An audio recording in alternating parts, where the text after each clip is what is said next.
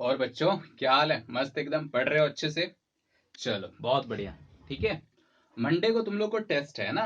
Monday को तुम लोग को क्या है? टेस्ट है, ठीक। और वो टेस्ट होगा यूनिट एंड डायमेंशन का। किसका टेस्ट होगा?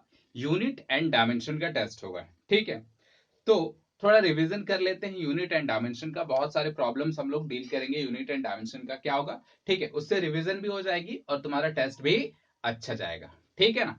चलो भाई बहुत बढ़िया, तो हम लोग स्टार्ट करते हैं unit and dimension, revision of unit and dimension, है ना। चलो अच्छा, यूनिट एंड डायमेंशन में तुम्हें कुछ कुछ याद है क्या? यूनिट एंड डायमेंशन का कुछ कुछ याद है क्या, बोलो तो।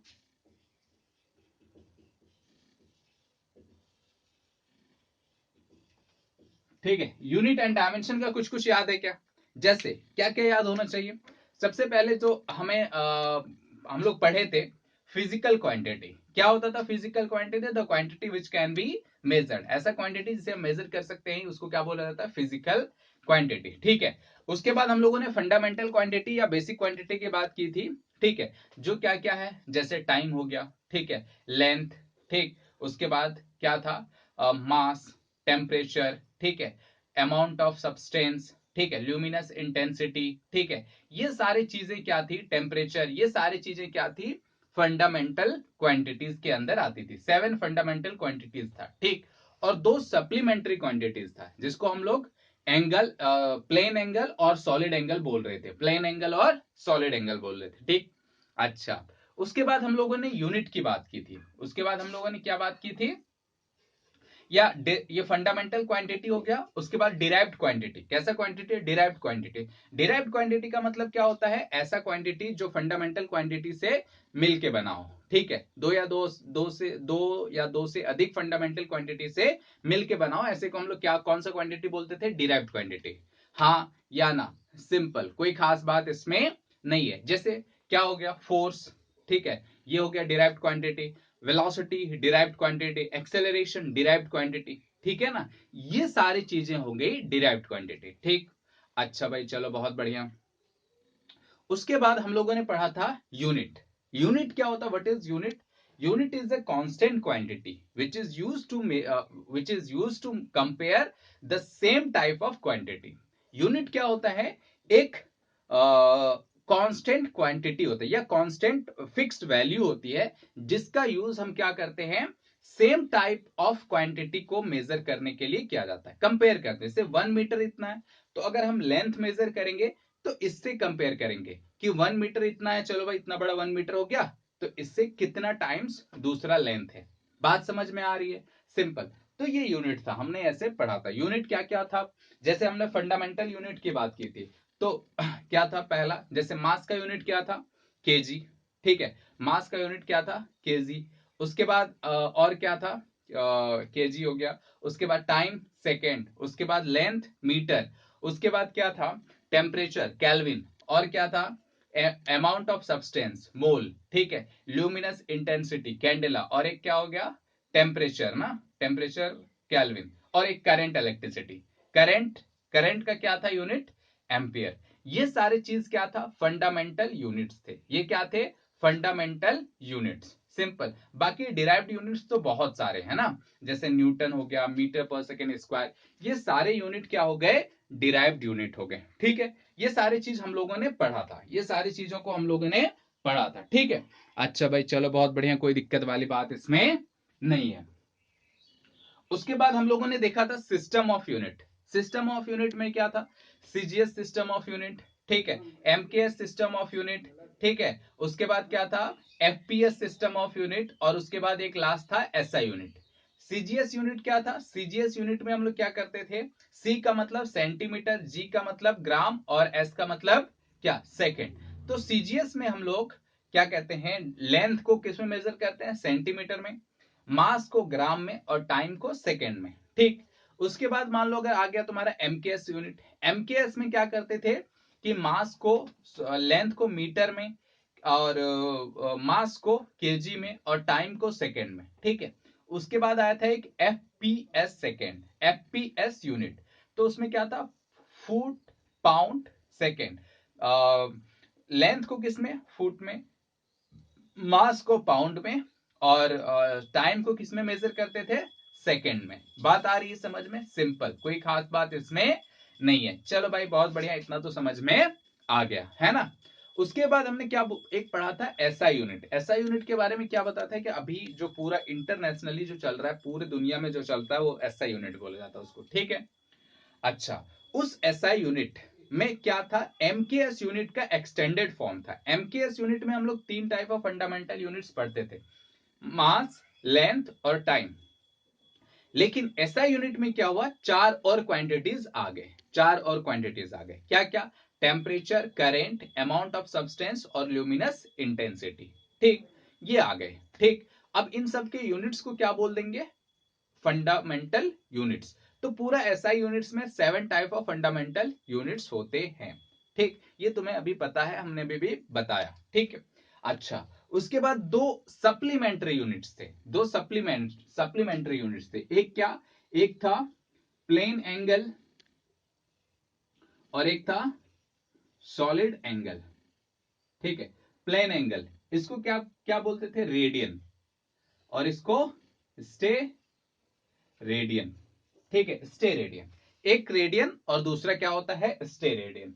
ठीक है, चलो इतना तो हमें समझ में आ गया है ना।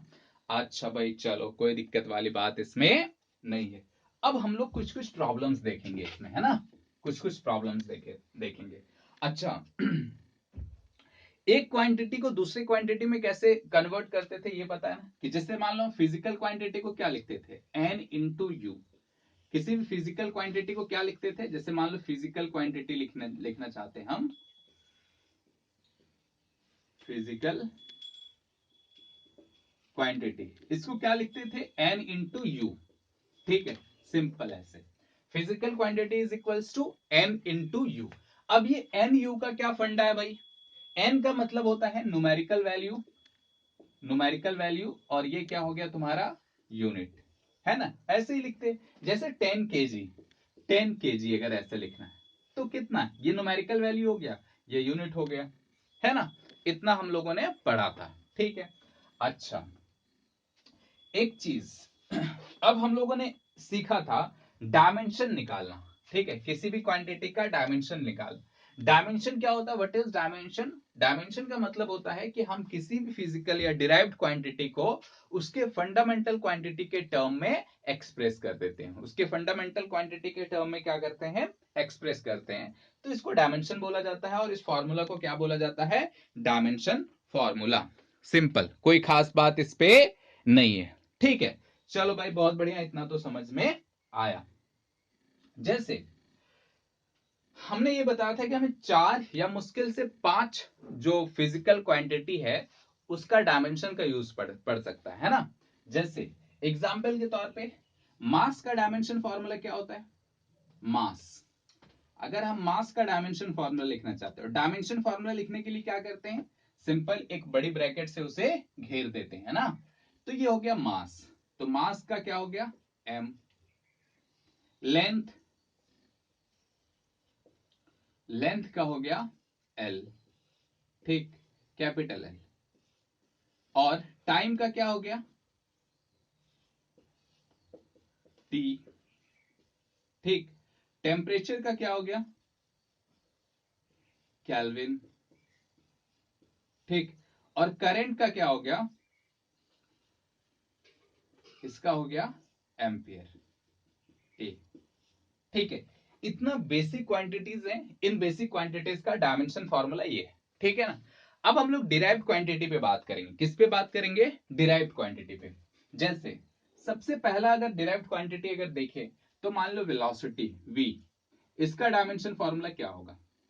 तो देखो, डायमेंशन फॉर्मूला लिखने के लिए हमें उसका फॉर्मूला पता होना बहुत जरूरी है ना। अगर फॉर्मूले पता नहीं होंगे तो हम डायमेंशन फॉर्मूला नहीं लिख सकते हैं। ठीक है, फॉर्मूला पता होना चाहिए। किसी भी कोई भी एक डिराइव्ड क्वांटिटी का डायमेंशन फॉर्मूला लिखना है तो उस डिराइव्ड क्वांटिटी का फॉर्मूला पता होना बहुत जरूरी है। अगर फॉर्मूला पता नहीं होगा तो हम कभी भी क्या कहते हैं? डायमेंशन फॉर्मूला नहीं लिख सकते हैं। बात समझ में आ रहा है?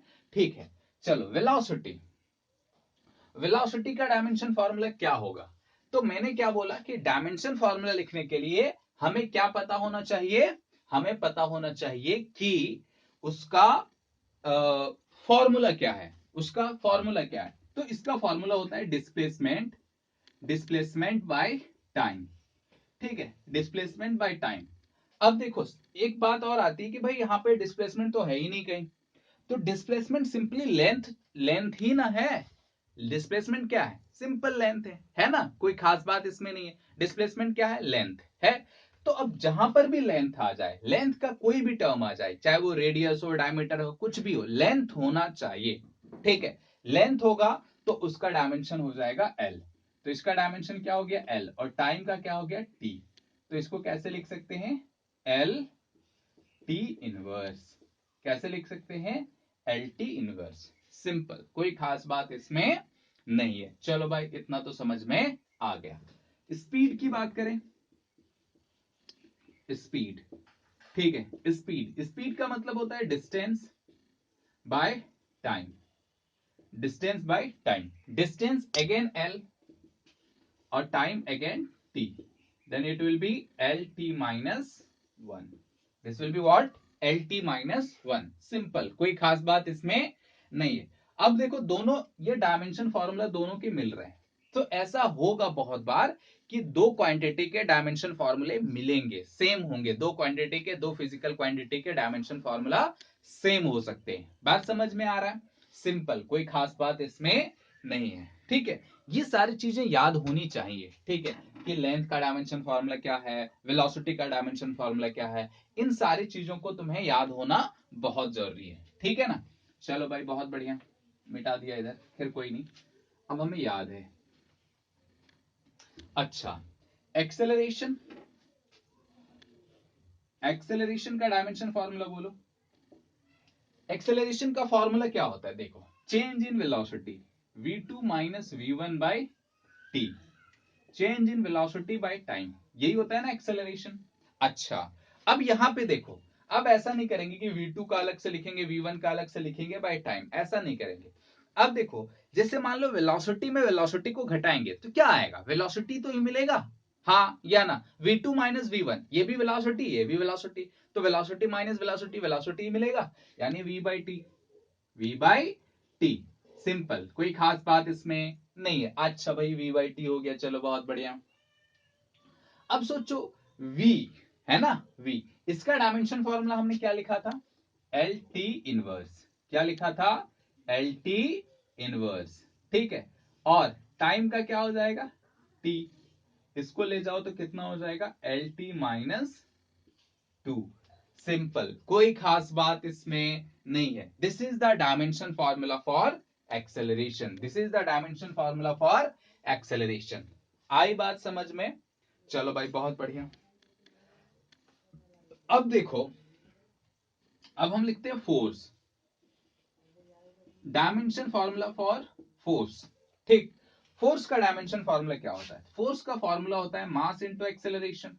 ठीक है, मास का हो गया m, एक्सेलरेशन का भी हमने निकाला एल टी माइनस 2, तो कितना हो गया फोर्स का, M L T minus 2। Force का डायमेंशन फॉर्मूला कितना हो गया, एम एल टी माइनस 2।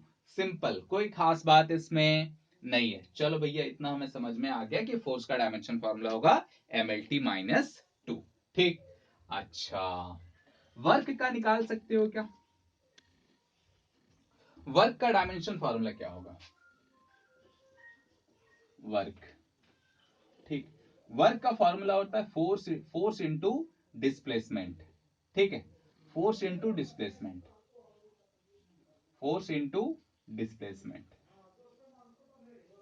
ठीक है, फोर्स इंटू डिस्प्लेसमेंट होता है इसका फॉर्मूला। ठीक है, अच्छा, फोर्स का डायमेंशन फॉर्मूला क्या हो गया, M L T minus 2। Displacement का क्या हो जाएगा, एल, यानी क्या हो जाएगा, M L square T minus 2। समझ में आ रहा है ना, एल एल क्या हो जाएगा, एल स्क्वायर, तो टी माइनस 2। ये हो गया वर्क। एनर्जी क्या होगा,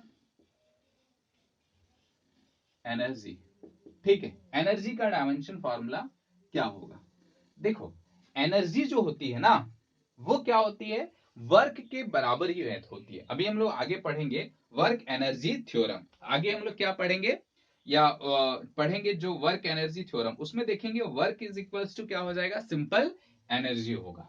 ठीक है, तो एनर्जी के इक्वल क्या होता है, वर्क। ठीक है, और ये हमेशा क्या होगा, mL²T-2। ठीक है, mL²T-2, सिंपल। जैसे एक एग्जांपल के तौर पे लेते हैं काइनेटिक एनर्जी, है ना, काइनेटिक एनर्जी। तो काइनेटिक एनर्जी का फॉर्मूला होता है ½ mv², ½ mv², सिंपल, कोई खास बात इसमें नहीं है। अब इसका डायमेंशन फॉर्मूला लिखो। सबसे पहले याद रखना कि कोई भी कांस्टेंट क्वांटिटी होता है उसका डायमेंशन नहीं होता है ना। जैसे जो भी कांस्टेंट क्वांटिटी कहने का मतलब है कोई भी न्यूमेरिकल वैल्यू, अगर कोई न्यूमेरिकल वैल्यू होगी तो उसकी डायमेंशन फॉर्मूला नहीं होगी, है ना। अच्छा भाई चलो, डायमेंशन फॉर्मूला नहीं है इसका, तो हाफ का तो नहीं होगा, एम का, एम वेलोसिटी का क्या होगा, LT-1 का होल स्क्वायर।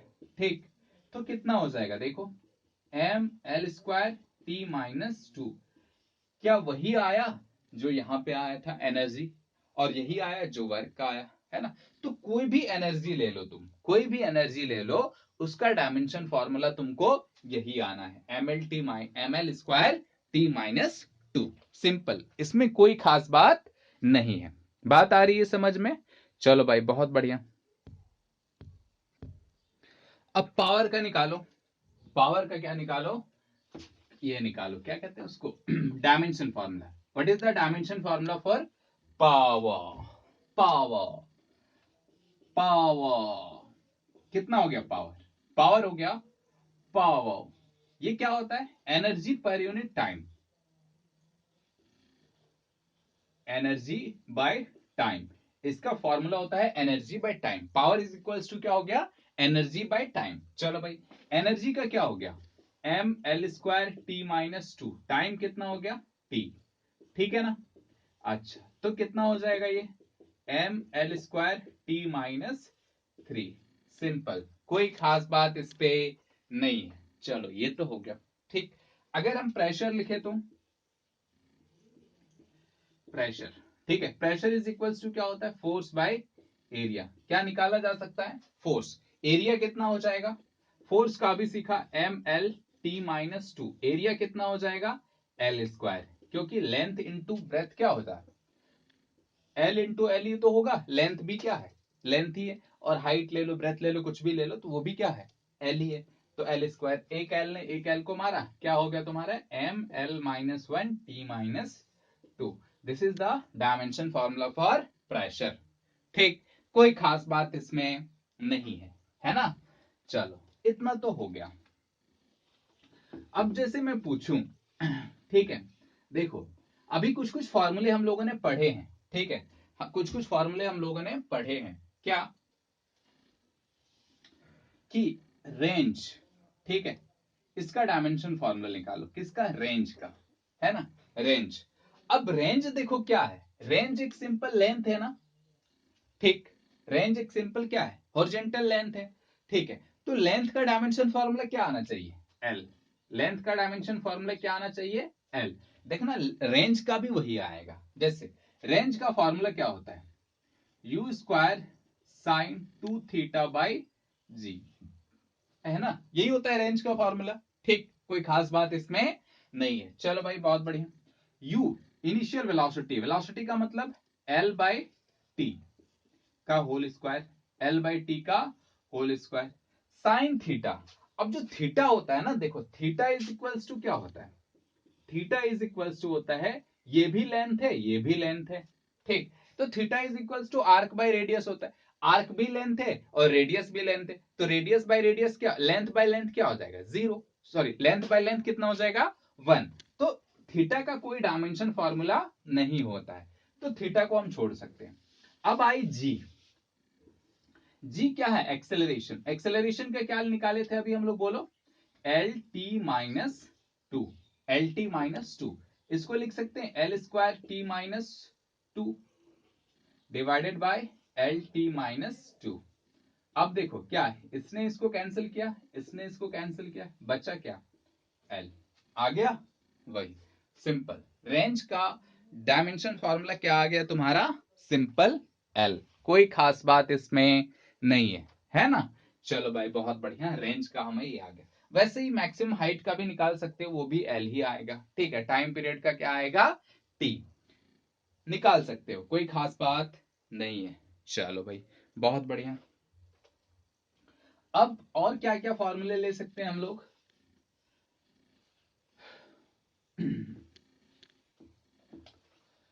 तुम्हें 10th क्लास का कुछ याद है? चार्ज, चार्ज, ठीक है। चार्ज का फॉर्मूला क्या होता है? चार्ज का फॉर्मूला होता है, जैसे करंट इज इक्वल्स टू क्या होता है? Charge per unit time, Q by T, charge per unit time. तो चार्ज इज इक्वल्स टू क्या हो गया? Q is equals to I T. Q is equals to क्या हो गया? I T. Simple, charge is equals to current into time. तो charge कितना है हमारे पास? चार्ज है आई इंटू टी। आई का क्या होता है? एम्पियर। टाइम का क्या होता है? टी। तो चार्ज का डायमेंशन फॉर्मूला क्या हो जाएगा? एटी। चार्ज का डायमेंशन फॉर्मूला क्या हो जाएगा? एटी। ठीक है, चलो भाई बहुत बढ़िया, कोई खास बात इसमें नहीं है ना? अच्छा, अब देखो, अब ये तो चार्ज का निकल गया, ठीक। अच्छा, तुमने ये भी पढ़ा है ना, ग्रेविटेशनल फोर्स? ठीक है, ग्रेविटेशनल फोर्स पढ़ा है ना तुमने? ठीक है, ग्रेविटेशनल फोर्स का फॉर्मूला क्या होता है? F is equals to G m1m2 by R square. ठीक है, G m1m2 by R square. इसमें तुमसे पूछा गया कि इस G का डायमेंशन फॉर्मूला निकालो, क्या होगा? इस G का डायमेंशन फॉर्मूला क्या होगा, निकालो। ठीक, तो कैसे निकालोगे? पहले इस G का फॉर्मूला लिखो। G का फॉर्मूला लिख सकते हैं F R square by m1 m2, लिखा जा सकता है कि नहीं? G is equals to F R square m1 m2, simple. अच्छा, फोर्स का क्या हो गया? mlt minus 2। ठीक, आर स्क्वायर का क्या हो गया? L square. ठीक है, m1 का क्या हो गया? m, और m2 का भी डायमेंशन फॉर्मूला क्या हो गया? m। एक m ने एक m को कैंसिल किया, तो क्या m ऊपर चला गया तो m इनवर्स हो जाएगा। ठीक, एल स्क्वायर और एल कितना हो गया? एल क्यूब, और T minus two, T minus two. Simple, कोई खास बात इसमें नहीं है। ठीक है, तो यहां से बस हमें इतना पता चलता है कि अगर हमें डायमेंशन फॉर्मूला पता हो, सॉरी, अगर हमें फॉर्मूला पता हो और फॉर्मूले में आने वाले क्वांटिटीज का डायमेंशन पता हो, तो हम उस चीज का डायमेंशन लिख सकते हैं, उस चीज का डायमेंशन लिख सकते हैं। पहले डायमेंशन पता होने के लिए क्या जरूरी है? फॉर्मूला पता होना चाहिए। फॉर्मूला अगर पता है तो फॉर्मूले में जो जो क्वांटिटीज आ रही है, ठीक है, जैसे यहाँ पे फोर्स आया, आर आया, एम आया, तो इन सब चीजों का डायमेंशन पता होना बहुत जरूरी है। अगर डायमेंशन पता है तो हम कोई किसी भी क्वांटिटी का डायमेंशन फॉर्मूला लिख सकते हैं। ठीक है ना? चलो भाई बहुत बढ़िया। अब देखो, अब बहुत सारे डायमेंशन फॉर्मूला तुम लोग ट्राई करना है ना, डायमेंशन फॉर्मूला बहुत सारा ट्राई करना, बनाना। ठीक है, चलो अब देखो, अब हम लोग क्या करते हैं कि इस डायमेंशन फॉर्मूला का यूज करके, इस डायमेंशन फॉर्मूला का यूज करके क्या कर सकते हैं? एक यूनिट से दूसरे यूनिट में चेंज कर सकते, किसी भी क्वांटिटी को एक यूनिट से दूसरे यूनिट में चेंज कर सकते। जैसे मान लो एसआई यूनिट से हमें सीजीएस यूनिट में चेंज करना है, एसआई यूनिट से हमें क्या करना है? सीजीएस यूनिट में चेंज करना है, या एमकेएस यूनिट से सीजीएस यूनिट में चेंज करना है। ठीक है, एमकेएस यूनिट से सीजीएस यूनिट में चेंज करना है। ठीक, कोई खास बात इसमें नहीं है। जैसे अब देखो फोर्स की बात करें, फोर्स की, तो ऐसा यूनिट में इसका जो यूनिट होता है वो क्या होता है? न्यूटन। और सीजीएस यूनिट में इसका यूनिट होता है डायन। ठीक है, सीजीएस यूनिट में इसकी यूनिट क्या होती है? डायन। सिंपल, कोई खास बात इसमें नहीं है। अब तुमसे ये पूछा गया कि बताओ 1 न्यूटन इज इक्वल्स टू कितना डायन होता है? 1 न्यूटन इज इक्वल्स टू कितना डायन होता है? सिंपल, ये पूछा गया। जैसे हम पढ़ते हैं ना, 1 किलोमीटर इज इक्वल्स टू कितना मीटर? पढ़ते हैं ना ये 1 metre is equals to how many centimetres, ये सारी चीज पढ़ते हैं ना हम लोग। वैसे ही अभी यहाँ क्या पढ़ रहे हैं 1 न्यूटन इज इक्वल्स टू कितना डाइन होता है। ठीक, अच्छा भाई चलो इसमें अब हमें क्या करेगा, अब हमें इसमें कौन हेल्प करेगा, देखो सबसे पहले तो हमें वो फॉर्मूला पता होना चाहिए किसी भी फिजिकल क्वांटिटी का। फिजिकल क्वांटिटी का फॉर्मूला क्या होता है, N1 NU, physical quantity is equals to NU, NU। अच्छा NU का मतलब हो गया न्यूमेरिकल वैल्यू इनटू यूनिट। ठीक, अच्छा अब जैसे देखो अगर मैं ऐसे बोलूं 1 न्यूटन, ठीक है, क्या सीजीएस में भी 1 न्यूटन उतना ही रहने वाला है? जैसे मान लो कि अगर मैं 1 किलोमीटर बोलूं और 1000 मीटर बोलूं, ठीक है, 1 किलोमीटर और 1000 मीटर, क्या दोनों सेम बात है या अलग अलग है? सेम बात है, बस यूनिट अलग अलग है भाई। यहां पे मीटर है, किलोमीटर है, न्यूमेरिकल वैल्यू अलग अलग हो जा रहे हैं, हाँ या ना। जैसे मैंने अगर जो हमारा यूनिट है उसे बढ़ा दिया, जैसे किलोमीटर में कर दिया, तो न्यूमेरिकल वैल्यू क्या होगी, घट गई, जैसे 1 किलोमीटर। ठीक है, अब ये जो यूनिट है उसे छोटा कर दो, मीटर कर दो, तो क्या होगा, न्यूमेरिकल वैल्यू बढ़ जाएगी 1000। यहाँ पे कितना था 1, जैसे यहाँ पे देखो हमें क्या बोला 1 kilometre is equals to 1000 metre. ठीक है ना, यहां पे अगर बहुत ध्यान से देखो हमने यूनिट को छोटा किया, न्यूमेरिकल वैल्यू बढ़ गया, यूनिट बड़ा किया, न्यूमेरिकल वैल्यू घट गई। तो होता क्या है एक्चुअल में कि NU कांस्टेंट होता है, NU क्या होता है, कांस्टेंट होता है। सिंपल सी बात है ना भाई, 1 किलोमीटर लिखो या 1000 मीटर लिखो बात तो बराबर है। ठीक, मतलब क्वांटिटी तो सेम रह गई, फिजिकल क्वांटिटी तो सेम रह गई, सिर्फ numerical value into unit change होगी, तो न्यूमेरिकल वैल्यू इनटू यूनिट क्या होगी, कांस्टेंट। और अगर यहां बहुत ध्यान से देखो तो n is directly proportional to simple 1 by u, मतलब अगर u बढ़ेगा तो n घटेगा। ठीक है, देखो u बढ़ रहा है तो u बढ़ रहा है, u बढ़ रहा है मतलब यूनिट बढ़ रही है, तो न्यूमेरिकल वैल्यू घटेगी। ठीक, इसका अपोजिट भी होगा, न्यूमेरिकल वैल्यू बढ़ी तो यूनिट क्या होगी, घट जाएगी। बात समझ में आ रहा है, सिंपल, कोई खास बात इस पे नहीं है। चलो भाई बहुत बढ़िया। अब जो फॉर्मूला हम यूज करेंगे हम पहले भी बता चुके हैं ना, जो फॉर्मूला हम यूज करेंगे वो पहले ही बता चुके हैं, जैसे N1 is equals to N2 N2 simple, कोई खास बात इसमें नहीं है। चलो भाई बहुत बढ़िया, इतना तो समझ में आ गया हमें। N1 is equals to N2 ठीक, अच्छा अब क्या करें भाई, अब N1 पता होना चाहिए। जैसे अगर मान लो ये SI यूनिट के लिए और ये CGS यूनिट के लिए है ना, तो हमें पता होना चाहिए कि N1 जो है numerical value in SI unit, U1 numerical unit in SI unit, N2 क्या है numerical value in CGS unit, और U2 क्या है यूनिट इन CGS यूनिट। ठीक है, चलो भाई बहुत बढ़िया, इतना तो समझ में आ गया। अच्छा भाई अब क्या करें, अब हमें पूछा है 1 न्यूटन को डाइन में करना, तो देखो न्यूमेरिकल वैल्यू कितनी हो गई 1, यूनिट क्या हो गई newton, is equal to numerical value नहीं पता लेकिन यूनिट पता है डाइन, यूनिट पता है क्या, डाइन। ठीक, अच्छा N2 इज इक्वल्स टू क्या हो गई 1 या newton by dyne, simple newton by dyne. ठीक, 1 तो 1 है उसको मल्टीप्लाई कर दो तो कोई फर्क पड़ने वाला नहीं है। चलो भाई बहुत बढ़िया। अच्छा अब देखो, अब न्यूटन का पहले डायमेंशन फॉर्मूला लिखो, न्यूटन क्या होता है, फोर्स, फोर्स का डायमेंशन फॉर्मूला लिख दो MLT-2। अब डाइन इसका भी क्या करो, या ऐसे लिखो जैसे मान लो कि इसमें हमने क्या लिखा कि न्यूटन है, तो न्यूटन किसके लिए है, पहले वाले यूनिट मतलब N1 के लिए, तो इसका डायमेंशन फॉर्मूला लिखेंगे N1L1T1-2। ठीक, और डाइन किसके लिए, दूसरे CGS यूनिट के लिए मतलब N2 के लिए। ठीक है, U2 है, तो इसका डायमेंशन फॉर्मूला क्या लिख देंगे M2L2T2-2।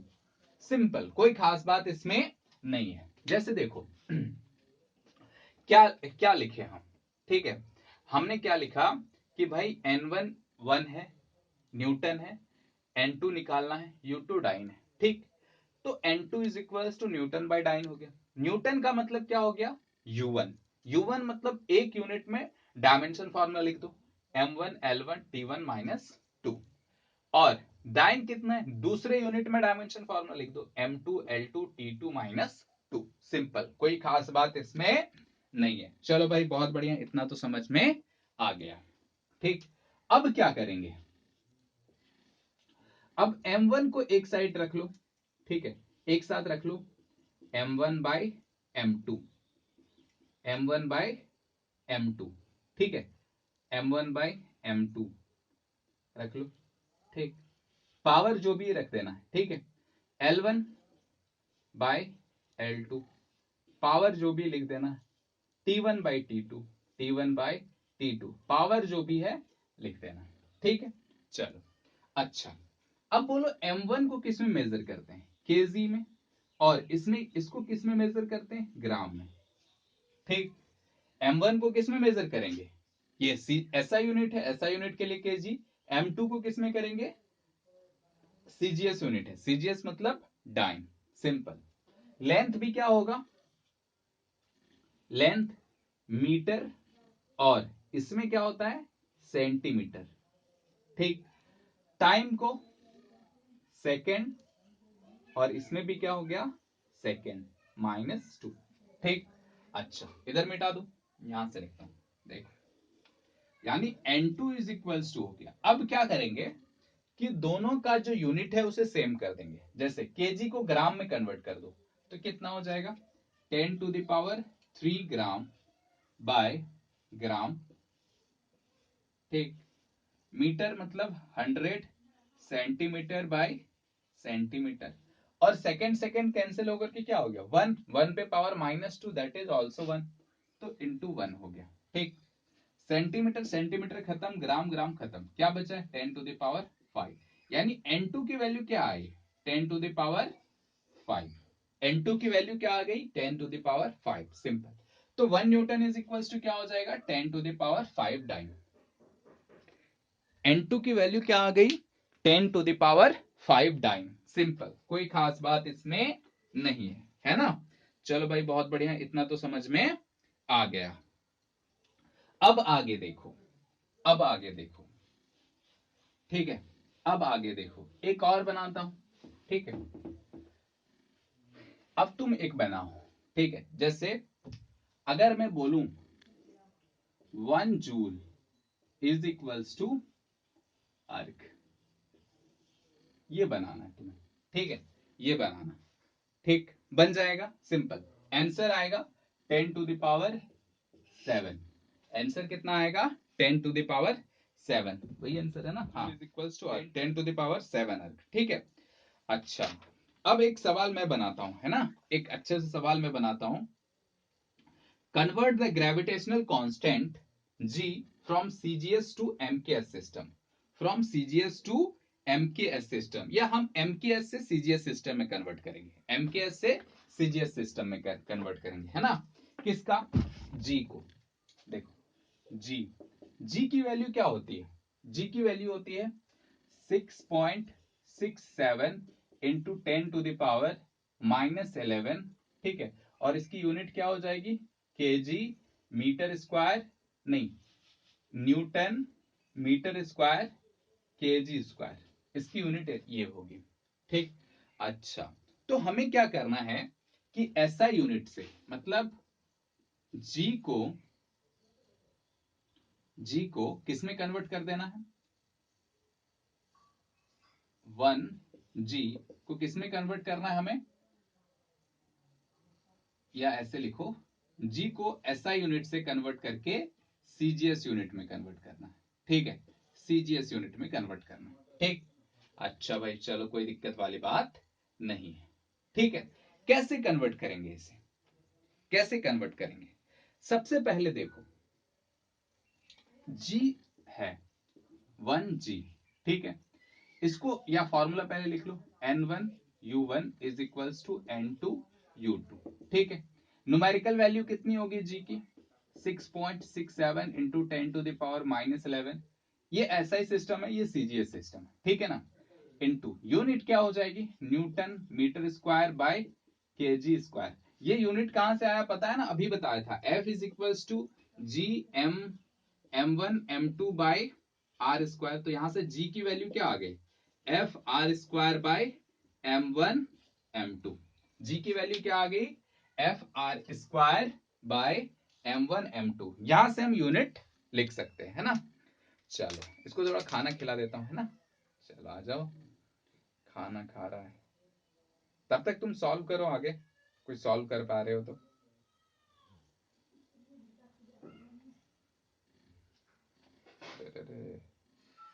उल्टी नहीं करना भाई।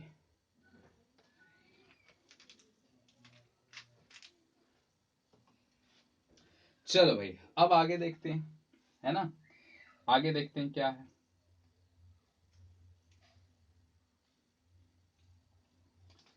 N2 हमें नहीं पता, ठीक है। U2 पता है, U2 अगर सीजीएस सिस्टम में लिखेंगे, ठीक है, तो ये क्या हो जाएगा, न्यूटन का डाइन, मीटर का सेंटीमीटर स्क्वायर, केजी का ग्राम स्क्वायर, लिख सकते हैं ऐसा। तो N2 इज इक्वल्स टू क्या हो गया, 6.67 इंटू 10⁻⁻11। ठीक, अच्छा अब क्या करो, इसको न्यूटन डाइन को उसके नीचे ले आओ। ठीक, ये डायरेक्ट डायमेंशन फॉर्मूला से भी लिख सकते थे, कोई खास बात इसमें नहीं है डायमेंशन, लेकिन इतना डायमेंशन फॉर्मूला जी का याद रखना थोड़ा मुश्किल होता है ना। बाकी ऐसे यहाँ पे डायमेंशन फॉर्मूला से भी हम बना सकते थे जैसे पहले बनाए, एक ही बात आएगा, दोनों में एक ही चीज है, कोई खास बात इसमें नहीं है। अब यहाँ पे मीटर स्क्वायर ले आओ बाय सेंटीमीटर स्क्वायर। ठीक, अच्छा यहाँ पे क्या है, ग्राम स्क्वायर ऊपर चला जाएगा तो ग्राम स्क्वायर, और ये केजी स्क्वायर। ठीक, बस वैल्यू पुट कर दो अब, 6.67 इंटू 10⁻⁻11। न्यूटन को डाइन में कन्वर्ट करेंगे 10⁵ डाइन बाय डाइन। ठीक, मीटर को करो 100 सेंटीमीटर, इसको स्क्वायर बाहर लिख दूं क्या, चलो ये भी सेंटीमीटर बाहर हो गया स्क्वायर। ग्राम तो ग्राम ही रहेगा, इसको भी क्या करते हैं स्क्वायर बाहर लिख देते हैं, स्क्वायर बाहर लिख दिया। ग्राम, केजी का मतलब क्या हो गया 10⁻³ ग्राम का स्क्वायर। ठीक है, इस जी ने इस जी को, सेंटीमीटर ने सेंटीमीटर को, डाइन ने डाइन को। ठीक, ये कितना हो गया 6.67 इंटू 10⁻⁻11।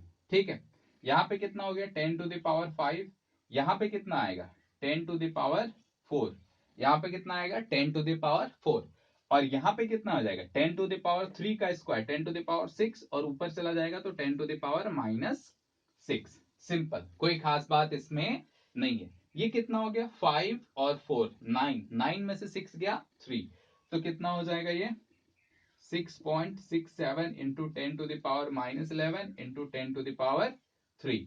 तो इसको कैंसिल होकर के कितना हो जाएगा ये 10⁻8, और ये हो गया N2 की वैल्यू। अब N2 की वैल्यू हम क्या लिख सकते हैं डायरेक्ट, अगर हम सीजीएस सिस्टम में लिखेंगे तो 6.67 न्यूटन, अच्छा इंटू 10⁻, अरे यार 10⁻⁻11 newton metre square by KG square is equals to क्या लिखा जा सकता है, अब लिखा जा सकता है 6.67 इंटू 10⁻⁻8 और क्या आया यूनिट, बोलो डाइन सेंटीमीटर स्क्वायर बाय ग्राम का स्क्वायर। ठीक, इतना होगा, कोई खास बात इसमें नहीं है, ठीक है ना। ये हो गई हमारी, क्या कहते हैं उसको, एक सिस्टम से दूसरे सिस्टम में कैसे चेंज करेंगे, एक सिस्टम से दूसरे सिस्टम में कैसे चेंज करेंगे। ठीक, अच्छा ये तो हो गई भाई। ठीक, अब एक चीज जो और मैंने सिखाया था कि इक्वेशन चेक करने का, कैसे इक्वेशन चेक करते हैं, है ना। इक्वेशन चेक कैसे करते हैं कि भाई ये भी क्या कहते हैं इक्वेशन सही है या नहीं है, उसको हम डायमेंशन फॉर्मूला से कैसे चेक करते हैं। जैसे एक हमने बताया था एग्जांपल के तौर पे v is equals to U plus A T, ये फॉर्मूला होता है। अब इसे चेक करना है ये डायमेंशनली करेक्ट है या नहीं है। ठीक है, डायमेंशनली ये करेक्ट है या नहीं है, ठीक है ना। अच्छा भाई, तो कैसे चेक करते हैं? इसमें होता है कि एलएचएस का डायमेंशन, ठीक है, आरएचएस के डायमेंशन के बराबर होना चाहिए। ठीक है, चाहे प्लस हो कुछ भी हो, सबका डायमेंशन क्या होना चाहिए? इक्वल होना चाहिए। अगर ऐसा हो गया तो ये डायमेंशनली करेक्ट है। और अगर ऐसा नहीं हुआ, मतलब dimension formula of LHS is not equals to dimension formula of RHS, then this is wrong, equation will be wrong. Simple बात समझ में आ रही है ना? सिंपल, ये हम लोग पहले भी पढ़ चुके हैं, है ना? चलो भाई, बहुत बढ़िया। अब देखो, अब क्या देखोगे कि इतना आ गया हमारा, है ना? इसमें क्या चेक करते हैं? वेलोसिटी है ये एल टी माइनस वन, ठीक, ये भी वेलोसिटी है एल टी माइनस वन, ठीक है भाई, प्लस एक्सेलरेशन का क्या होता है? एल टी माइनस टू, और एक टी पहले से टी, ठीक। तो अगर बहुत ध्यान से देखो तो एक टी ने एक टी को कैंसिल करेगा, तो क्या बचेगा यहाँ पे अब हमारा? L T minus one, L T minus one, यानी एलएचएस का डायमेंशन आरएचएस के डायमेंशन के बराबर है, यानी ये इक्वेशन डायमेंशनली करेक्ट है। ये इक्वेशन क्या है? डायमेंशनली करेक्ट है। सिंपल, कोई खास बात इसमें नहीं है। और इक्वेशन ले लो, जैसे S is equals to ut plus half at square, S is equals to ut plus half at square, क्या इसमें भी डायमेंशनली करेक्ट हम कर सकते हैं? कर सकते हैं। जैसे देखो, S कितना हो गया? S is equals to, S का क्या है? लेंथ, ठीक। U कितना हो गया? एल टी माइनस वन, और टाइम का क्या हो गया? T, टाइम का क्या हो गया? T। सिंपल, हाफ का तो कुछ नहीं होता है, एक्सेलरेशन का क्या हो गया? एल टी माइनस टू, और टी स्क्वायर का कितना हो जाएगा? टी स्क्वायर डायमेंशन, ठीक। इसने इसको बचा क्या हमारे पास? Dimension of L is equals to dimension of L is plus dimension of L, इतना बचा, है ना? सिंपल, कोई खास बात इसमें नहीं है। तो ये हो गया। अब देखिए, डायमेंशन फॉर्मूला दोनों साइड हमारा क्या है? सेम है। डायमेंशन फॉर्मूला दोनों साइड हमारा क्या है? सेम है, ठीक है ना? तो हम ये बोल सकते हैं कि ये इक्वेशन डायमेंशनली करेक्ट है। ये इक्वेशन क्या है? डायमेंशनली करेक्ट है। बात आ रही है समझ में? सिंपल, कोई खास बात इसमें नहीं है। चलो, तो आगे और भी चीजें जो मैंने बताई हैं उसे सॉल्व करना, कोशिश करना। मैं प्रॉब्लम्स आज भेजूंगा, ठीक है ना? और फिर उसे तुम बनाने का कोशिश करना, ठीक है ना? चलो, फिर आज के लिए इतना ही, बाय।